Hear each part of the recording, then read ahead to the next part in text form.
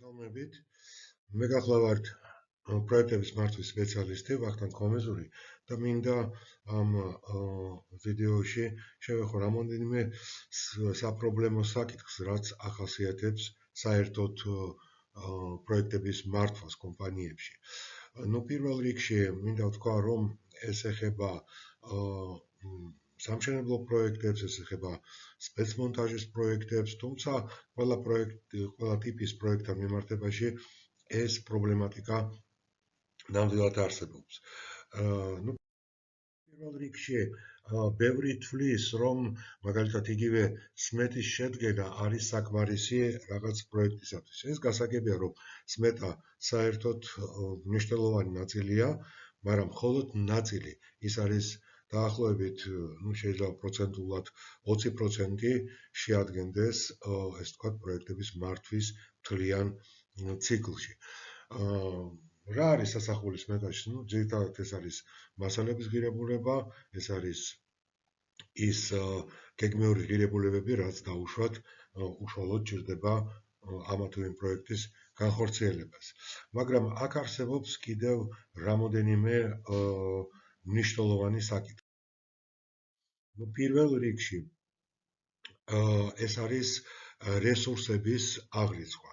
ანუ ნებისმიერი პროექტი საერთოდ ითვლება სამუშაო ეტაპების მიხედვით, შესაბამისად უნდა აღირიცხოს რესურსები. რესურსები მრავალნაირი არსებობს, არსებობს შრომითი რესურსები, არსებობს მატერიალური რესურსები, დანახარჯითი ტიპის რესურსები და ასე შემდეგ.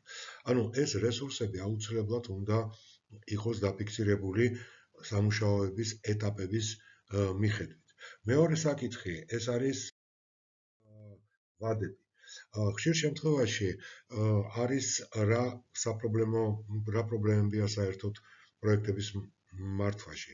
ეს არის რესურსების გადახარჯვა და ვადების, ესე ვთქვათ, გადავადება რაღაც სამუშაოების გეგმიურთან შედარებით და გახანგრძლივება პროექტის.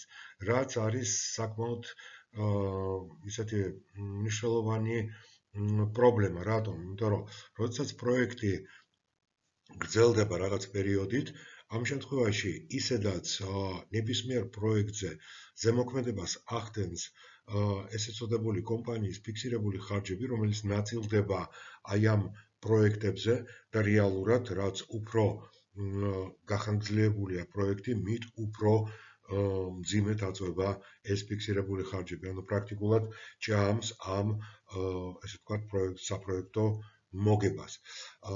და აქედან გამომდინარე, აი ეს ვადების კონტროლი, სამუშაოების შესრულების ვადების კონტროლი აუცილებელია.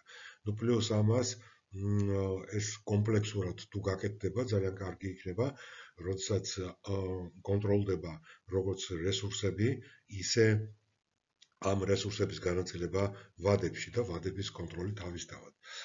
არსებობს ამისთვის რამოდენიმე პროგრამა, რომელსაც რამოდენიმე კომპანია იყენებს, მაგრამ ჩემი გამოცდილებიდან გამომდინარე, ბევრი კომპანია არ სარგებლობს ამ ესე ვთქვათ project management-ის პროგრამებით. პირველ რიგში ეს არის MS პროჯექტი, სადაც არის გაერთიანებული აბსოლუტურად ყველა პარამეტრი ნებისმიერი პროექტის და საშუალებას იძლევა, ესე იგი, გეგმიური ნაწილის შედარება ფაქტიურ ნაწილთან.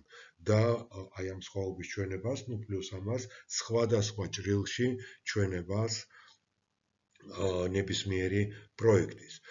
არსებობს კიდე სხვა პროგრამები, ეს არის Project Libre, ეს არის Jira და ასე შემდეგ, მაგრამ ყველაზე ოპტიმალური პროგრამა საერთოდ MS პროჯექტია. თუმცა მე მიწევდა ხან დროს ესე ვთქვათ მომზადება იგივე დაუშვათ პროექტის აღრიცხვის თვალსაზრისით და კონტროლის თვალსაზრისით სპეციალური ინდივიდუალური პროგრამის. ეს იყო აგებული Excel-ში, პროექტის სპეციფიკასთან დაკავშირებით.